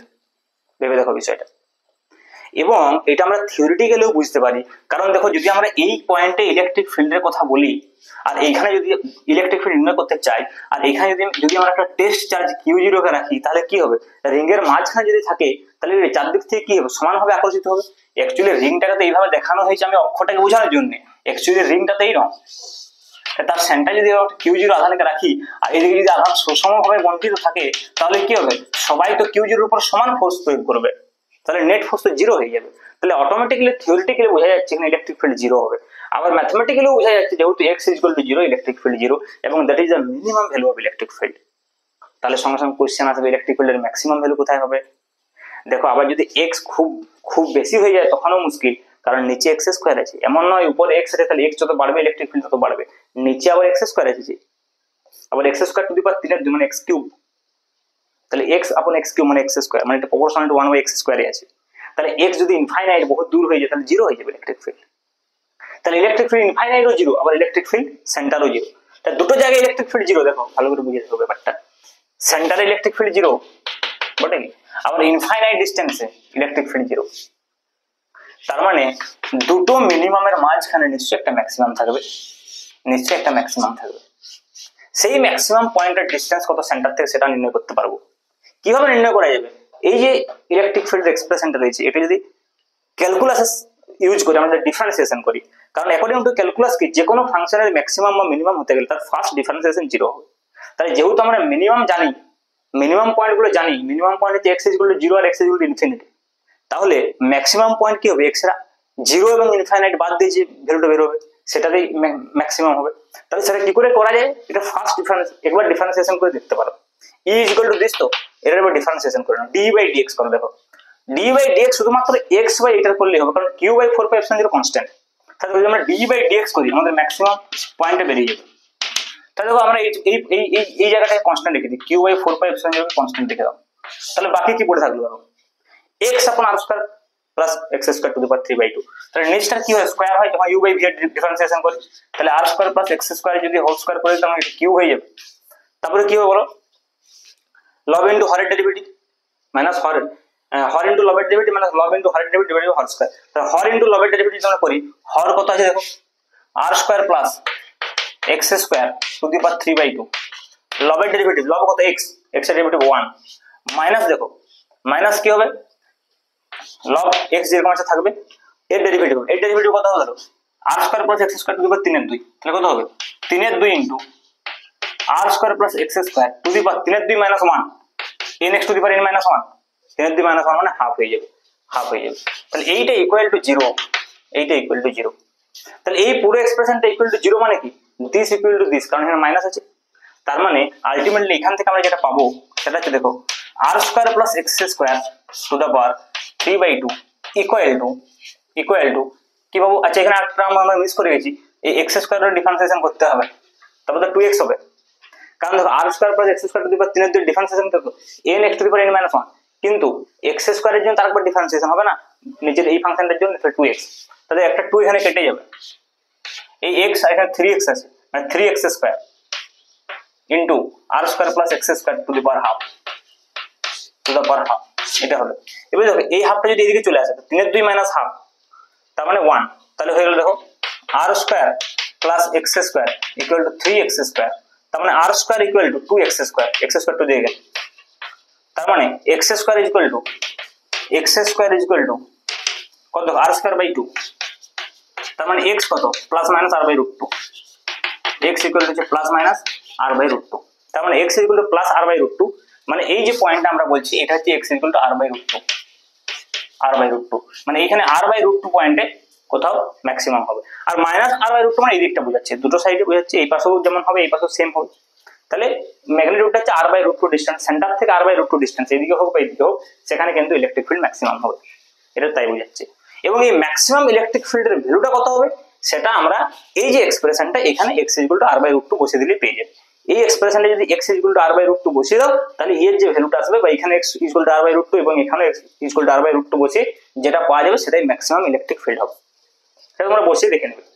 এবার দেখো যেটা মেন বিষয় গ্রাফটা তাহলে কেমন হবে, গ্রাফটা আমি অলরেডি এঁকেই ফেলেছি, গ্রাফটা এরকম টাইপের হবে, দেখো গ্রাফটা যদি আমরা বলি E ভার্সেস R, তাহলে এই বরাবর যদি আমাদের E থাকে এই বরাবর যদি x বলবো আর তো কারণ x ধরেছি, তাহলে E equal two x equal two 0 তে E 0, তারপরে এটা ম্যাক্সিমাম, তারপরে আবার মিনিমাম হবে ইনফাইনাইটে গিয়ে, তাহলে এই যে পয়েন্টটার কথা আমরা বলছি this is x equal to r by root 2, এবং এই যে জায়গাটা বলছি এটা হচ্ছে E ম্যাক্সিমাম, এবং এই ম্যাক্সিমাম ভ্যালুটা কত হবে তোমরা দেখে নিতে পারো আর বাই রুট 2 বসি, ঠিক আছে আমি করিয়ে দিচ্ছি, দেখো E ম্যাক্সিমাম যেটা হবে সেটা হবে 1/4 pi epsilon naught into q into x এর জায়গায় হয়ে যাবে একবার r by root 2 divide by দেখো r square plus x square মানে কত r square by 2 to the power 3/2, এটা হবে। তাহলে দেখো 2 r square plus r square মানে 3 আর স্কয়ার, তাহলে দেখো 1/4 পাই এপসিলন 0 ইনটু এটা হচ্ছে কিউ আর বাই রুট 2 আলাদা করে লিখছি ইনটু 1 বাই দেখো এখানে কত হবে 2 r square plus r square, এই 2 টু দা পাওয়ার 3/2 যদি উপরে লিখি 2 রুট 2 হয়ে গেল উপরে একটা, আবার দেখো 2 আর স্কয়ার প্লাস আর মানে 3 আর স্কয়ার, তাহলে 3 r square to the power 3 এর 2 মানে 3 রুট 3 3 টু দি পাওয়ার 3/2, আর r square to the power 3/2 মানে 4 কিউব, তাহলে এখানে কি কাটবে দেখে নাও রুট 2 কেটে যাবে, রুট 2 কেটে যাবে, ঠিক আছে। তাহলে আর কাটবে এখানে আর স্কয়ার হবে, আর একটা কেটে গেলে এটা আর স্কয়ার হয়ে যাবে, তাহলে হয়ে গেল 1/4 pi epsilon naught into 2 q, নাকি উপরে 2 কিউ আর নিচে হচ্ছে 3 রুট 3, দেখো 3 রুট 3 ইনটু আর স্কয়ার, এইটা হবে ফাইনাল এক্সপ্রেশন, এটা হচ্ছে ম্যাক্সিমাম ইলেকট্রিক ফিল্ড। একটু দেখে নেবে ক্যালকুলেশনটা, তাও আমি বলে দিচ্ছি, আশা করছি ঠিকই আছে। 2 r square plus r square 3 r square 3 to the power 3/2 মানে 3 রুট 3 নয়, আর 2 টু দি পাওয়ার 3/2 মানে 2 রুট 2, বাস রুট 2 কেটে গেল, ঠিকই আছে ক্যালকুলেশন। তো 1/4 2 q by 3 root 3 r square, এটা যে ম্যাক্সিমাম ইলেকট্রিক ফিল্ড এখানে, এবং সেটা x equal to r by root 2 তে হবে। তাহলে দেখো এখানে খুব ইম্পর্টেন্ট বিষয় রিং এর ক্ষেত্রে, প্রথমে আমরা কি করলাম, প্রথমে আমরা ইলেকট্রিক ফিল্ডের ম্যাগনিটিউড নির্ণয় করলাম, তারপর দেখলাম যে কোথায় ম্যাক্সিমাম হচ্ছে কোথায় মিনিমাম হচ্ছে, এবং অ্যাকর্ডিং টু দিস আমরা গ্রাফটা এঁকে নিলাম E versus x variation electric ফিল্ডের। তো this is most important question, অনেক সময় 5 মার্কসের কোয়েশ্চেনে এটা কিন্তু আসে, এটা পুরো টপিকটা ভালো করে পড়বে, এবং this topics is also very useful for NEET exam. Okay, নেটের ক্ষেত্রে অনেক সময় এমসিকিউ কোয়েশ্চেন দেয় যে কোথায় ম্যাক্সিমাম হবে, অপশন দিলে তোমাকে r বাই রুট 2 আর এরকম অপশন দিয়ে দিল, সেটা তুমি এটা মনে রাখলে অনেক সময় সুবিধা হবে, বা তোমরা ক্যালকুলেশনটা ফাইনাল করতে পারো।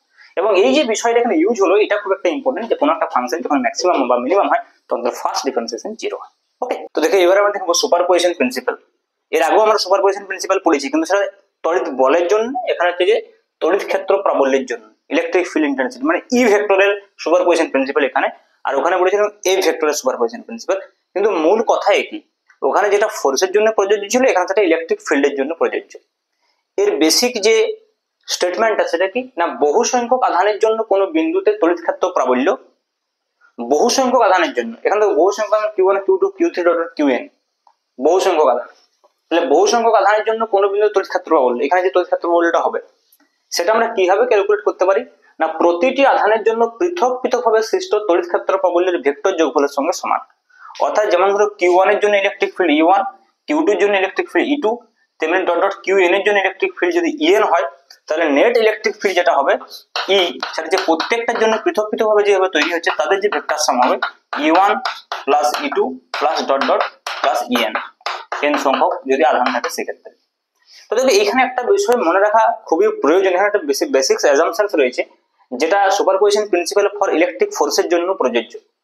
বেসিক যে এখানে অ্যাজাম্পশনটা রয়েছে সেটা যে এই Q1 যখন এখানে ইলেকট্রিক ফিল্ড ক্রিয়েট করছে তখন কিন্তু Q2 একে ডিস্টার্ব করছে না, বা Q3 একে ডিস্টার্ব করছে না, বা Qn একে ডিস্টার্ব করছে না। অর্থাৎ যখন আমরা Q1 এর জন্য ইলেকট্রিক ফিল্ড ভাবছি তখন আমরা ভাবছি যে বাকিরা অনুপস্থিত আছে, যখন আমরা Q2 এর জন্য ইলেকট্রিক ফিল্ডের কথা ভাবছি তখন বাকিরা অনুপস্থিত আছে Q2 বাদ দিয়ে। তাহলে এইভাবে যদি আমরা ইন্ডিভিজুয়ালি ইলেকট্রিক ফিল্ড নির্ণয় করি আলাদা আলাদা ভাবে দিয়ে যদি তাদের সাম করি যে ইলেকট্রিক ফিল্ডটা আসবে, আর যদি এরা একসঙ্গে উপস্থিত থাকে তাহলে যে ইলেকট্রিক ফিল্ডটা তৈরি করবে সেটা সেম। এটা হচ্ছে মূল কথা। তাহলে এটা হচ্ছে ইলেকট্রিক ফিল্ডের সুপারপজিশন প্রিন্সিপালের বেসিক স্টেটমেন্ট। তাহলে যদি আমরা ম্যাথমেটিক্যাল ফর্ম বলি, কারণ এই Q1 Q2 Q3 এগুলো যদি আমরা বিন্দু আধান বলি, অবশ্যই এগুলো বিন্দু আধান, ডিসক্রিট সিস্টেম এটা একটা, মানে বিচ্ছিন্ন বিচ্ছিন্ন বিন্দু আধান রয়েছে। তাহলে এর এক্সপ্রেশনটা আমরা এইভাবে লিখতে পারি, E ইকুয়াল টু, দেখো E1 এর জন্য কত হবে না 1/4πε0 into Q1/r1 square into r1 cap. Similarly E2 এর জন্য কত হবে 1/4πε0 into Q2/r2 square into r2 cap. Similarly plus dot dot dot En এর জন্য হবে 1/4πε0 into Qn/rn square into rn cap. ঠিক আছে, এটা যদি আমরা সামেশন ফর্মে লিখি তাহলে দেখো 1/4πε0 টা সবার ক্ষেত্রে common, summation i equal to 1 to n qy আপন ri square into ri cap. এটা হবে ইলেকট্রিক ফিল্ডের এক্সপ্রেশন। এটা কিসের জন্য, যখন চার্জ ডিস্ট্রিবিউশনে ডিসক্রিট চার্জ ডিস্ট্রিবিউশন হবে, অর্থাৎ বিচ্ছিন্ন বিচ্ছিন্ন Q1 Q2 Q3 এবং Qn থাকবে। কিন্তু যদি মনে করো এরা বিচ্ছিন্ন না থাকে এবং কন্টিনিউয়াস একটা লাইনের উপরে কন্টিনিউয়াস ডিস্ট্রিবিউট হয়, তখন আমরা Q1 Q2 Q3 আলাদা আলাদা না করে আমরা এর উপরে dq ভাবতে পারি। তাহলে কোনো একটা dq এর জন্য এখানে যে ইলেকট্রিক ফিল্ডটা তৈরি হবে, এই dq টা একটা বিন্দু আধান, টোটাল যেটা হবে তার উপরে ইন্টিগ্রেশন হবে। তাহলে দেখো সেক্ষেত্রে যদি ডিসক্রিট চার্জ ডিস্ট্রিবিউশন না হয়ে যদি আমাদের কন্টিনিউয়াস চার্জ ডিস্ট্রিবিউশন হয়, সেক্ষেত্রে যে ইলেকট্রিক ফিল্ড, সেই ইলেকট্রিক ফিল্ড কত হবে, ওখানে যে ই হবে, দেখো আমরা যদি এর জন্য শুধুমাত্র ডিই বলি তাহলে ডিই যেটা হবে dq এর জন্য হবে সেটা হচ্ছে 1/4πε0 ইনটু dq আপন r square into r cap, এইটা হবে ডিই ভেক্টর। কিন্তু যদি ই ভেক্টর বলি তাহলে সেটা হয়ে যাবে ইন্টিগ্রেশন dq ডিই, আর ইন্টিগ্রেশন ডিই মানে হচ্ছে যে 1/4πε0 into integration dq/r square into r cap. এবারে যেমন ফোর্সের ক্ষেত্রে বলেছিলাম যে যদি এটা লাইন চার্জ হয় তাহলে এটা ল্যামডা ডিএল হবে, যদি এটা সারফেস চার্জ হয় সিগমা ডিএস হবে, যদি ভলিউম চার্জ হয় তাহলে রো ডিবি হবে। তাহলে ইন দ্যাট কেস আমরা ডিফারেন্ট ই এর এক্সপ্রেশন গুলো বলতে পারি। তাহলে নাম্বার 1 যদি লাইন চার্জ হয় তাহলে ই এর এক্সপ্রেশন হয়ে যাবে 1/4πε0 into integration lambda dl upon r square into r cap. যদি এটা সারফেস চার্জ হয় সেক্ষেত্রে এক্সপ্রেশন হবে E equal to 1/4πε0 integration sigma ds upon r square into r cap. আর যদি এটা ভলিউম চার্জ হয় সেক্ষেত্রে ই এর যে এক্সপ্রেশন হবে, যদি ভলিউম চার্জ হয় নাম্বার 3, তাহলে ই এর যে এক্সপ্রেশন হবে সেটা হবে 1/4πε0 ইনটু রো ডিভি আপন r square into r cap. ঠিক আছে, তাহলে এইগুলো এই যে এইটাও কিন্তু সুপারপজিশন প্রিন্সিপালে হচ্ছে, যেখানে স্মল ডিকিউ গুলো জন্য ইলেকট্রিক ফিল্ডের সুপারপজিশন হচ্ছে কন্টিনিউয়াস চার্জ ডিস্ট্রিবিউশন, আর এটা হচ্ছে ডিসক্রিট চার্জ ডিস্ট্রিবিউশন, মানে আলাদা আলাদা আছে, যেটাকে আমরা ইন্ডেক্স দিয়ে সামেশন দিয়ে প্রকাশ করছি, আর যখন কন্টিনিউয়াস তখন তাকে আমরা ইন্টিগ্রেশন দিয়ে প্রকাশ করছি। So this is all about the superposition principle of electric field. Okay, এবার আমরা কয়েকটা প্রবলেমস দেখি, তারপর আমরা ইলেকট্রিক ফিল্ড লাইন সম্পর্কে। তাহলে আমরা এই প্রবলেমটা সলভ করবো। এবারে এখানে কি বলছে দেখো, 10 সেন্টিমিটার ব্যাসার্ধের একটি আহিত গোলক সুষমভাবে আহিত। সুষমভাবে আহিত মানে এই আধানটাতে সুষমভাবে এমনভাবে বন্টিত থাকবে যাতে যে কোনো একক ক্ষেত্রফলে আধানটা সমান থাকে, অর্থাৎ sigma is equal to constant. বলছে এর কেন্দ্র থেকে 20 সেন্টিমিটার দূরে, দেখো 10 সেন্টিমিটার এটা যদি ব্যাসার্ধ হয় তাহলে এখান থেকে 20 সেন্টিমিটার দূরে কোন একটা পয়েন্ট রয়েছে, সেখানে তড়িৎ ক্ষেত্র প্রাবল্য বলা আছে 1.5 × 10⁻³ নিউটন পার কুলম্ব। নির্ণয় করতে হবে গোলকের মোট আধান নির্ণয় করো, মানে কিউ নির্ণয় করতে হবে। তাহলে গিভেন দেখো এখানে এই ব্যাসার্ধটা কোনো কাজে লাগবে না, গিভেন দেখো স্মল আর রয়েছে ডিসটেন্স, এটা স্মল আর হচ্ছে 20 সেন্টিমিটার, তার মানে এটা হচ্ছে যে 20 × 10⁻² মিটার, মানে আমরা বলতে পারি 0.2 বা 2 × 10⁻⁻1 হিসেবে লিখতে সুবিধা হবে, এত মিটার, 2 × 10⁻² মিটার 1 মিটার, কারণ এখানে একটা শূন্য এখানে অ্যাডজাস্ট হয়ে গেছে। ওকে, আচ্ছা আর কি দেওয়া আছে, ই দেওয়া আছে, দেখো ইলেকট্রিক ফিল্ড দেওয়া আছে ই, সেটা হচ্ছে 1.5 × 10⁻³ নিউটন পার কুলম্ব। ঠিক আছে, আমাদেরকে নির্ণয় করতে হবে গোলকের মোট আধান। তাহলে এখানে ইলেকট্রিক ফিল্ড এক্সপ্রেশনটাকে জানা দরকার।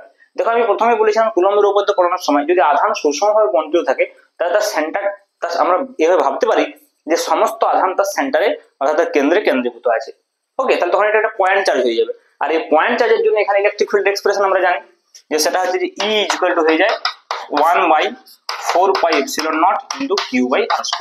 তো এখান থেকে আমরা Q পেয়ে যাবো। দেখো তাহলে Q = কত হবে, দেখো E × 4πε0 × r²। তাহলে 4πε0 এর ভ্যালু কি হবে, দেখো যদি 1/4πε0 এর ভ্যালু আমরা জানি অলরেডি, যেটা হচ্ছে 9 × 10⁹, তাহলে 4πε0 এর ভ্যালু কি হবে 1/9 × 10⁹, তাই না? তাহলে দেখো E এর ভ্যালু বসিয়ে দেবো এখানে 1.5 × 10⁻³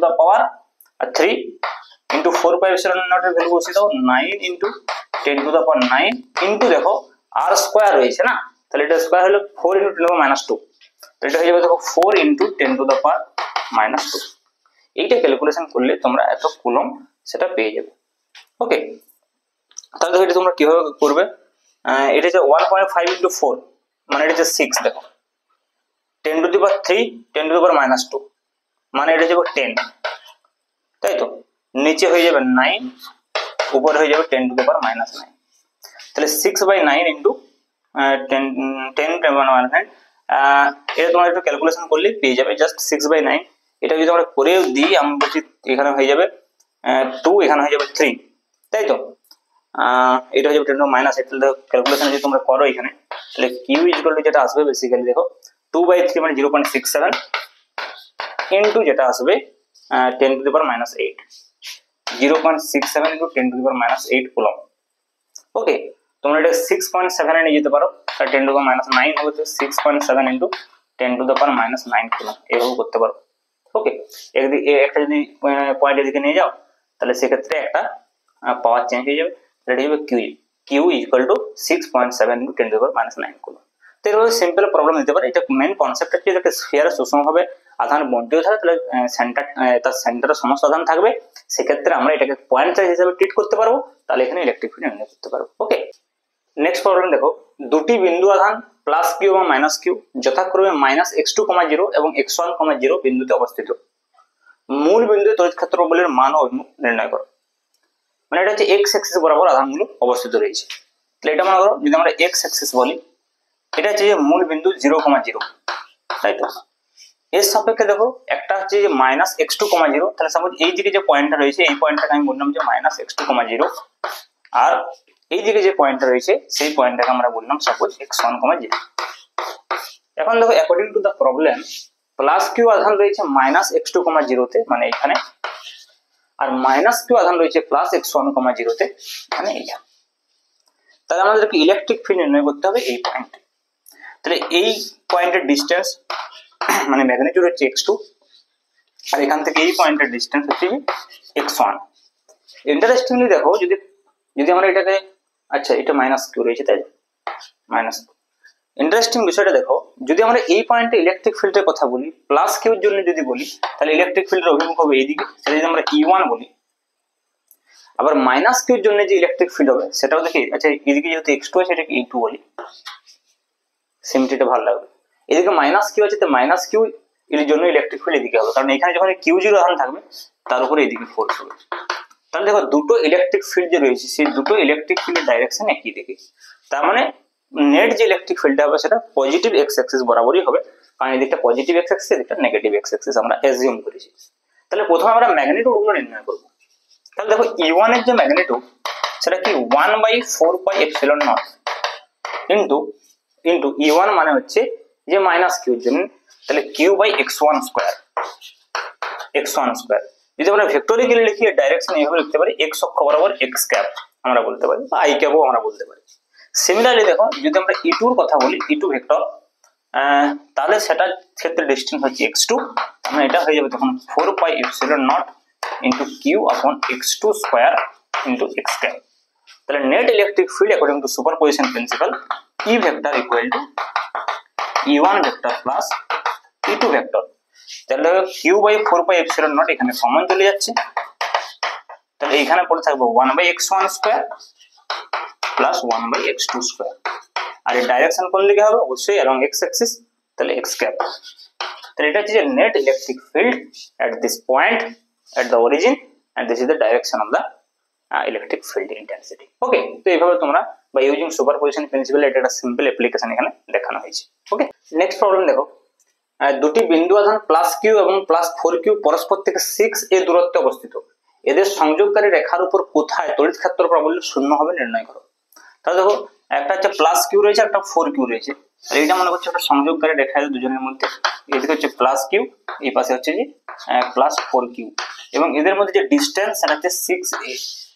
তাহলে আমাদেরকে নির্ণয় করতে হবে কোথায় ইলেকট্রিক ফিল্ড জিরো হবে, মানে টেস্ট চার্জটাকে কোথায় রাখলে তার উপরে কোনো বল প্রযুক্ত হবে না। তাহলে দেখো যেহেতু দুটোই পজিটিভ আছে, তার মানে এই লাইন জয়েনিং এর মধ্যবর্তী কোথাও হবে, এই রিজিয়নে বা ওই রিজিয়নে হবে না। যদি অপোজিট চার্জ, মানে এই দুটো যদি অপোজিট চার্জের হতো সেক্ষেত্রে আমরা এইদিকে রিজিয়ন গুলো চেক করতাম, যেরকম আমরা ইকুইলিব্রিয়াম পড়ানোর সময় বলেছিলাম। তো দেখো আমি মনে করছি যে সাপোজ এইরকম জায়গায় চার্জটা অবস্থিত, মানে এই জায়গায় ইলেকট্রিক ফিল্ড জিরো হবে, মানে টেস্ট চার্জ আমাদেরকে এখানে রাখতে হবে। তাহলে এই ডিসটেন্সটা যদি আমরা বলি x ডিসটেন্স, তাহলে এই ডিসটেন্সটা হয়ে যাবে 6a - x। তাহলে এই জায়গায় প্লাস কিউর জন্য যে ইলেকট্রিক ফিল্ডের ডাইরেকশন সেটা এই দিকে হবে, এবং প্লাস 4q এর জন্য যে ইলেকট্রিক ফিল্ডের ডাইরেকশন সেটা এই দিকে হবে, এবং দুটো যদি ইকুয়াল হয়ে যায় তাহলে কি হবে, x এর মানটা বেরিয়ে যাবে, কারণ দুটো অপোজিট এন্ড ইকুয়াল। তাহলে দেখো প্লাস কিউর জন্য এখানে ইলেকট্রিক ফিল্ড যদি আমরা বলি, তাহলে সেটা হবে দেখো 1/4πε0 into q/x square equal to plus 4q এর জন্য এখানে যে ইলেকট্রিক ফিল্ডের এক্সপ্রেশন সেটা হয়ে যাবে 1/4πε0 ইনটু 4q আপন 6a - x তার হোল স্কয়ার, এইটা হবে। এইবারে দেখো যদি এই 1/4πε0 q এগুলো কেটে যাবে, তাহলে 1/x স্কয়ার ইকুয়াল টু হয়ে যাবে 4/6a - x তার হোল স্কয়ার। এটা যদি আমরা বর্গমূল করে নিই তাহলে 1/x equal to 2/6a - x, কোনাকুনি গুণ করলে দেখা যাচ্ছে যে 6a - x equal to 2x, তার মানে 6a সমান হচ্ছে যে 3x, তাহলে x ইকুয়াল টু 2a, তার মানে x ইকুয়াল টু 2a। তার মানে এখান থেকে 2a ডিসটেন্সে প্লাস q চার্জ থেকে 2a ডিসটেন্সে, আর 4q চার্জ বললে এখান থেকে 4a ডিসটেন্সে, কারণ টোটালটা 6a, তাহলে এই ডিসটেন্সে এইখানে কিন্তু ইলেকট্রিক ফিল্ড জিরো হবে। তাহলে বলছে কোথায় ইলেকট্রিক ফিল্ড জিরো হবে, তার মানে প্লাস কিউ আধান থেকে 2a দূরত্বে সংযোগকারী রেখার উপর তড়িৎ ক্ষেত্র প্রাবল্য শূন্য হবে। ওকে, এবার আমরা ডিসকাস করবো তড়িৎ বলরেখা সম্পর্কে। তাহলে তোমাদেরকে প্রথমে বুঝতে হবে যে এই তড়িৎ বলরেখাগুলো আসলে কি। দেখো এই তড়িৎ বলরেখাগুলো এর কোনো ফিজিক্সের বিষয় নয় অ্যাকচুয়ালি, মানে এর পেছনে কোনো ফিজিক্স নেই, এটা জাস্ট একটা আমরা বলতে পারি যে method of expression of electric field, যে একটা জায়গার ইলেকট্রিক ফিল্ড কি রকম সেটাকে আমরা জাস্ট একটা ডায়াগ্রামের সাহায্যে দেখতে চাইছি, কয়েকটা লাইনের সাহায্যে আমরা বোঝাতে চাইছি, মানে একটা কোড ল্যাঙ্গুয়েজ বলতে পারি ইলেকট্রিক ফিল্ড ইন্টেন্সিটিকে প্রকাশ করার।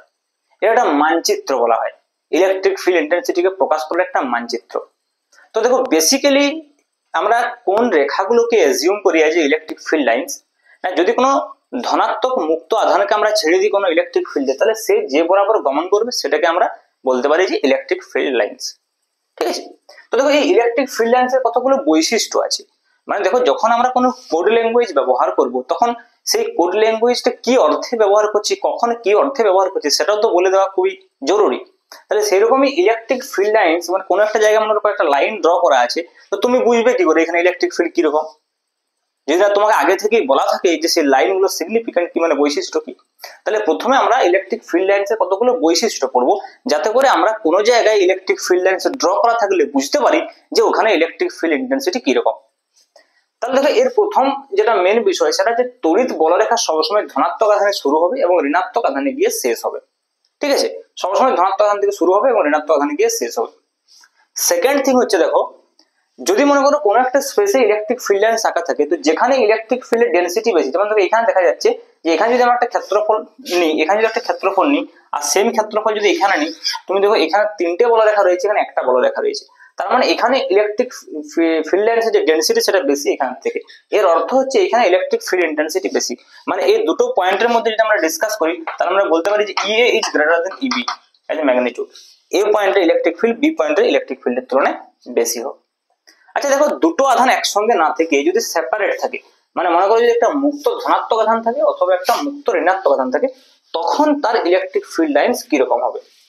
এইখানে যেটা বেসিক বিষয় তোমাদেরকে বুঝতে হবে, দেখো এটা আমি বলতে পারি যে পয়েন্ট নাম্বার 3, যে যদি মনে করো একটা প্লাস কিউ আধান থাকে বিচ্ছিন্ন ভাবে, তাহলে এর তড়িৎ বলরেখাগুলো কিরকম হবে। দেখো আমরা কি বললাম, সবসময় প্লাস কিউ আধানে উৎপন্ন হয়, মাইনাস কিউ আধানে শেষ হয়। তাহলে আশেপাশে কোনো আধান নেই, মানে আমরা বলতে পারি যে মাইনাস কিউ আধান ইনফাইনাইটে আছে। অর্থাৎ এখান থেকে শুধুমাত্র যে ইলেকট্রিক ফিল্ড লাইন গুলো অরিজিনেট হবে, সৃষ্টি হবে, আমরা সেগুলোকে এইভাবে দেখাবো। সিমিলারলি যদি মনে করো একটা মুক্ত ঋণাত্মক আধান থাকে, তখন আমরা ধরে নেবো যে বলরেখাগুলো অসীম থেকে আসছে এবং এসে এই মুক্ত ঋণাত্মক আধানে এইভাবে মিলিত হয়েছে, তখন কিন্তু এইগুলো হয়ে যাবে electric field lines. Okay, this is electric field lines for negative point charge, isolated negative point charge, and this is isolated related positive point charge. Next thing হচ্ছে ইলেকট্রিক ফিল্ডের যে ডাইরেকশন, সেটাও কিন্তু ইলেকট্রিক ফিল্ড লাইন্সের সাহায্যে আমরা বুঝতে পারবো। সেটা আমরা পয়েন্ট নাম্বার 4 বলতে পারি। কিভাবে বুঝতে পারবো না, কোনো একটা জায়গায় মনে করো এইভাবে ইলেকট্রিক ফিল্ড লাইন্স অঙ্কন করা আছে, আমার যদি কোনো একটা পয়েন্টে ইলেকট্রিক ফিল্ডের ডাইরেকশন জানতে হয়, তাহলে সেখানে আমরা স্পর্শক অঙ্কন করবো। মানে ইলেকট্রিক ফিল্ড লাইন্সের উপরে যে স্পর্শক হবে, যে কোনো বিন্দুতে যে স্পর্শক হবে, সেই বিন্দুতে স্পর্শকটির অভিমুখী হচ্ছে ইলেকট্রিক ফিল্ড লাইন্স, ইলেকট্রিক ফিল্ডের অভিমুখ। ঠিক আছে, তাহলে এটা হচ্ছে ইলেকট্রিক ফিল্ড লাইন্সের নেক্সট বৈশিষ্ট্য। এবং এই বৈশিষ্ট্যটার সঙ্গে 5 নম্বর বৈশিষ্ট্য অটোমেটিক্যালি চলে আসছে যে কনসিকোয়েন্স, যে দুটো ইলেকট্রিক ফিল্ড লাইন্স কখনোই পরস্পরকে ছেদ করতে পারবে না। তার কারণ দেখো, যদি ছেদ করে তাহলে ছেদ বিন্দুতে কি হবে, এখানে কি হবে, দুটো ফিল্ড লাইনের জন্য দুটো আলাদা আলাদা দেখো আলাদা আলাদা স্পর্শক অঙ্কিত হয়ে যাচ্ছে। তাহলে একই পয়েন্টে দুটো আলাদা আলাদা ফিল্ডের ডাইরেকশন হতেই পারে না।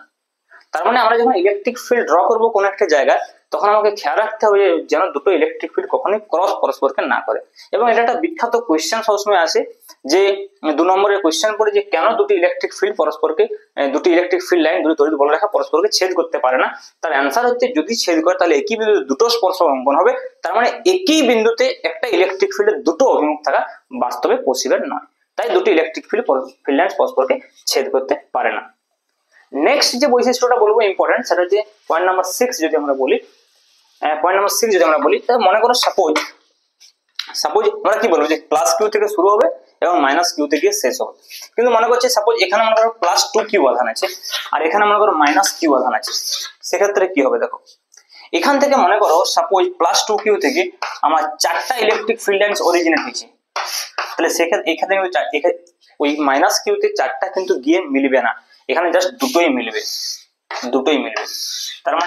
তার মানে কি কতগুলো ইলেকট্রিক ফিল্ড ক্রিয়েট হবে সেটা আধানের মানের সঙ্গে সমানুপাতিক, এবং কতগুলো ইলেকট্রিক ফিল্ড লাইন্সে প্রবেশ করবে সেটাও আধানের মানের সঙ্গে সমানুপাতিক। মানে প্লাস 2 কিউ আধান থেকে যদি 100টা ইলেকট্রিক ফিল্ড লাইন্সে বের হয়, তাহলে মাইনাস কিউ আধানে গিয়ে অনলি 50টা ইলেকট্রিক ফিল্ড লাইন্সেই এখানে গিয়ে প্রবেশ করবে। ওকে, তো এইভাবে আমরা এই বিষয়টাকে এক্সপ্লেন করতে পারি যে number of electric fields originated or number of electric fields enter into a charge will be proportional to the magnitude of the charge. চার্জের মানের সঙ্গে সমানুপাতিক। ওকে, নেক্সট পয়েন্ট হচ্ছে, যদি মনে করো আমরা সুষম ইলেকট্রিক ফিল্ড হয়, সেই সুষম ইলেকট্রিক ফিল্ডের ফিল্ড লাইন্স কিরকম হবে। যদি আমরা সেটাকে পয়েন্ট নাম্বার 7 বলি, তাহলে আমরা সুষম ইলেকট্রিক ফিল্ডের ক্ষেত্রে আমরা বলবো যে ইলেকট্রিক ফিল্ড লাইন্স হবে ইকুইডিস্টেন্স প্যারালাল লাইন, এরকম হবে। এর মানে কি? এর মানে কি দেখো, প্রত্যেক একক ক্ষেত্রফলের same number of electric field line যাবে, যার অর্থ কি বোঝায়, প্রত্যেক জায়গায় ইলেকট্রিক ফিল্ডের যে মান সেটা সমান। এবং যেহেতু সমান্তরাল সরল রেখা দেখানো হয়েছে, ডাইরেকশন গুলো একই দিকে দেখানো হয়েছে, তার মানে ইলেকট্রিক ফিল্ড অভিমুখ সমান। তার মানে আমরা বলতে পারি each and every point E vector is equal to constant, that means electric field is uniform electric field. Okay, আমরা এরকম electric field, uniform electric field তৈরি করতে পারি দুটো ক্যাপাসিটর প্লেটে। এটা আমরা ক্যাপাসিটর পড়ার সময় বুঝতে পারবো আসলে ক্যাপাসিটরের বিষয়টা কি। দুটো মনে করো পরিবাহী প্লেট আছে, একটাতে আধান হচ্ছে যে প্লাস কিউ, একটাতে আধান দেওয়া আছে মাইনাস কিউ। তাহলে ইলেকট্রিক ফিল্ডের অভিমুখ কোন দিকে হবে? প্লাস থেকে মাইনাসের দিকে। কারণ হচ্ছে ইলেকট্রিক একটা যদি ধনাত্মক আধান এখানে রেখে দিই, সেটা প্লাস থেকে মাইনাসের দিকে যাবে অলরেডি। তাহলে এইভাবে কিন্তু আমরা দেখতে পাবো যে দুটো যদি প্যারালাল প্লেট আমরা রাখি, তার ভেতরে যে ইলেকট্রিক ফিল্ডটা সেটা সুষম ইলেকট্রিক ফিল্ড হবে, এবং যত এই দিকে আসবে বাইরের দিকে সেটা কিন্তু আস্তে আস্তে বেন্ডিং হতে শুরু করবে, মানে তখন আর সুষম ইলেকট্রিক ফিল্ড থাকবে না। ওকে, নেক্সট একটা বিষয় খুব ইম্পর্টেন্ট, যদি কোনো পরিবাহী পদার্থ থাকে, দেখো এটা 7 নম্বর পয়েন্ট হলো। নেক্সট আমি 8 নম্বর পয়েন্টে একটা বলবো বিশেষ বিষয়, যে যদি কোনো পরিবাহী হয়, যদি কোনো পরিবাহী হয়, এটা মনে করো একটা পরিবাহী। পরিবাহীর ক্ষেত্রে কি হয় দেখো, পরিবাহীর ক্ষেত্রে আমরা পরে প্রমাণ করবো, এটা গাউসের উপপাদ্যের সাহায্যে প্রমাণ করা যায়। এটা একটা পরিবাহী পদার্থের প্রপার্টি আমরা বলতে পারি, যে পরিবাহী পদার্থের ভিতরে সবসময় ইলেকট্রিক ফিল্ড জিরো হয়। তাহলে ভেতরে যদি ইলেকট্রিক ফিল্ড জিরো হয়, তাহলে অবশ্যই যেখানে ইলেকট্রিক ফিল্ড জিরো সেখানে কোনো তড়িৎ বলরেখা থাকবে না। ওই জন্য সবসময় কি হয়, তড়িৎ বলরেখাগুলো পরিবাহী পদার্থের ভিতরে কখনোই থাকে না। এটা অনেক সময় একটা কোশ্চেন করে যে পরিবাহী ভেতরে তড়িৎ বলরেখা থাকে না কেন? কারণ যে পরিবাহীর ভেতরে ইলেকট্রিক ফিল্ড শূন্য, তাই। আবার এই যে ইলেকট্রিক ফিল্ডের ডাইরেকশন পরিবাহী পদার্থের সবসময় লম্ব হয় এই সারফেসের সঙ্গে, কারণ কি ইলেকট্রিক ফিল্ডের ডাইরেকশন পরিবাহী পদার্থের ক্ষেত্রে সবসময় পারপেন্ডিকুলার হয়। যেটা আমরা একটু কুলম্বের উপপাদ্য পড়ানোর সময় আমরা দেখেছিলাম, যে যদি এরকম একটা কোনো স্ফিয়ার থাকে, তার যে ইলেকট্রিক ফিল্ড ওই মুখটা এনকে পরিসম পারপেন্ডিকুলার। তার মানে কি তড়িৎ বলরেখাগুলো সবসময় পরিবাহী তলের সঙ্গে সবসময় লম্ব পারপেন্ডিকুলার হবে। এটা একটা আমরা নেক্সট পয়েন্ট নাম্বার 9 এটাকে আমরা বলতে পারি। এবং লাস্ট খুব ইম্পর্টেন্ট পয়েন্ট যেটা আমি তোমাদেরকে বলতে চাইবো, সেটা হচ্ছে যে যদি কোনো একটা প্লাস কিউ আধান থাকে, প্লাস কিউ, তাহলে এই প্লাস কিউ আধান কতগুলো তড়িৎ বলরেখা বের করবে, সেটা কিন্তু অ্যাকর্ডিং টু ম্যাক্সওয়েল এই যে ক্যালকুলেশনটা করছেন, অ্যাকর্ডিং টু ম্যাক্সওয়েল বলছে এখানে কিউ আপন এপসিলন নট, যদি এটা শূন্য মাধ্যম হয়, তাহলে একটা কিউ আধান কিউ আপন এপসিলন নট সংখ্যক, কিউ আপন এপসিলন নট সংখ্যক তড়িৎ বলরেখা ওখান থেকে নির্গত করবে একটা কিউ আধান। তাহলে দেখো এই স্টেটমেন্টটা থেকে এটা যদি পয়েন্ট নাম্বার আমরা 10 বলি, আমরা একটা ইলেকট্রিক ফিল্ডের অল্টারনেটিভ ডেফিনেশন পাবো by using electric field lines. কিভাবে? দেখো যদি আমি এখানে একটা আর ব্যাসার্ধের স্ফিয়ার কল্পনা করি, ভেবে দেখো এটা একটা আর ব্যাসার্ধের স্ফিয়ার, তাহলে এই আর ব্যাসার্ধের স্ফিয়ারের এই তলটার ক্ষেত্রফল কত হবে? 4πr²। তাহলে একটা জিনিস ভেবে দেখো, এই যে তড়িৎ বলরেখাগুলো এগুলো কি হচ্ছে দেখো, লম্বভাবে ছেদ করছে তলটাকে। তাহলে 4πr² ক্ষেত্রফলে, ভেবে দেখো 4πr² ক্ষেত্রফলে q/ε0 সংখ্যক তড়িৎ বলরেখা লম্বভাবে পাস হচ্ছে। তাহলে কোনো একটা জায়গায় যদি আমরা বলি একক ক্ষেত্রফলে যে পাস হবে, কতগুলো তড়িৎ বলরেখা পাস হবে লম্ব হবে? 1/4πr² into q/ε0। এইটাকে আবার একটু গুছিয়ে তোমরা লিখলেই বুঝতে পারছো, এটা হয়ে যাবে 1/4πε0 ইন্টু q/r²। এর অর্থ কি? এর অর্থ হচ্ছে ইলেকট্রিক ফিল্ড ইন্টেন্সিটি বিন্দু আধানের জন্য আর ডিসটেন্স ইলেকট্রিক ফিল্ড ইন্টেন্সিটি। তার মানে এই পয়েন্টে ইলেকট্রিক ফিল্ড ইন্টেন্সিটি কি? আমরা যদি ইলেকট্রিক ফিল্ড লাইনসের টার্মসে বলি, তড়িৎ বলরেখার টার্মসে বলি, যে একক ক্ষেত্রফলে, দেখো 4πr² দিয়ে ভাগ হয়েছে, একক ক্ষেত্রফলে লম্বভাবে যতগুলো তড়িৎ বলরেখা গমন করছে। ওই জন্য ইলেকট্রিক ফিল্ডের একটা অল্টারনেটিভ ডেফিনেশন হয় in terms of electric field line. সেটা মনে রাখবে, যখন আমরা ইলেকট্রিক ফ্লাক্স পড়বো তখন এটা খুবই কাজে লাগবে। কি না, কোন একটা বিন্দুতে একক ক্ষেত্রফলে লম্বভাবে যতগুলো তড়িৎ বলরেখা গমন করে, সেটাই হচ্ছে আসলে ইলেকট্রিক ফিল্ড। ওকে, তাহলে দেখো ইলেকট্রিক ফিল্ড লাইন্স এই কয়েকটা বৈশিষ্ট্য এবং the definition of electric field with electric field lines is also very important. Okay, তাহলে আমরা আজকে এখানে কনক্লুড করছি, অনেকটা হয়ে গেছে।